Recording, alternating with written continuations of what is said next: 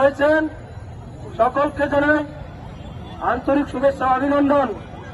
প্রিয় বন্ধুরা আমার, আপনারা ইতিমধ্যে অবগত হয়েছেন যে এনসিটিভি কর্তৃক প্রণীত যে একটি জাতীয় পাঠ্যপুস্তকে যে একটি আদিবাসী শব্দ সম্মিলিত যে একটি গ্রাফিতি ছিল, সেই গ্রাফিতি মূলত সারা বাংলাদেশের যে একটি প্রতিছবি যেখানে উপস্থাপন করা হয়েছে, সমগ্র বাংলাদেশের প্রতিছবি সেই গ্রাফিতিতে প্রতিফলিত হয়েছে এবং সেই গ্রাফিতি ২৬শে গণঅভ্যুত্থানের একটি মুক্ত প্রতীক।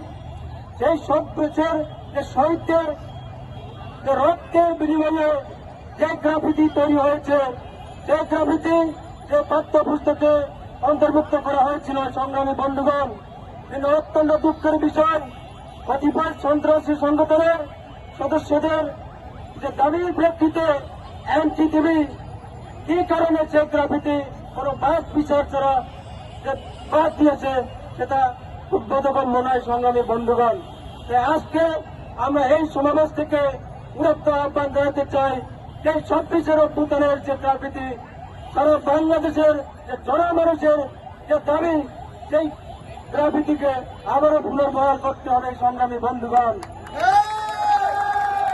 যতক্ষণ না পর্যন্ত এই গ্রাফিতি পুনর্বহাল করে নেওয়া হবে ততক্ষণ পর্যন্ত আমাদের আন্দোলন সংগ্রাম আমরা অব্যাহত রাখবো।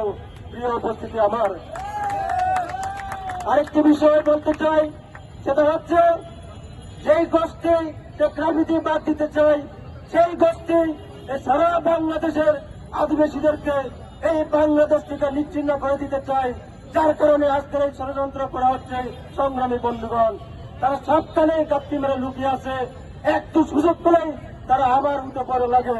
আমরা দেখতে পাই যে কয়েক মাস আগেও পাহাড়ের সেই সাম্প্রদায়িক গোষ্ঠী সেখানে সাম্প্রদায়িক দাঙ্গা তারা ঘটিয়েছে এবং সেখানে অনেক আদিবাসীদেরকে তারা হত্যা করে তাদের সেই বিচার এখনো সেই রাষ্ট্র সেই সরকার এখনো করেনি। সংগ্রামী বন্ধুগণ, গতকালকে আমাদের একটি শান্তিপূর্ণ সমাবেশ ছিল, যে সমাবেশেও তারা আমাদের উপর ন্যাক্কারজনকভাবে হামলা করেছে এবং আমাদের অনেক সহযোদ্ধাকে হাত পা ভেঙে দিয়েছে, তার মাথার আঘাত পেয়েছে।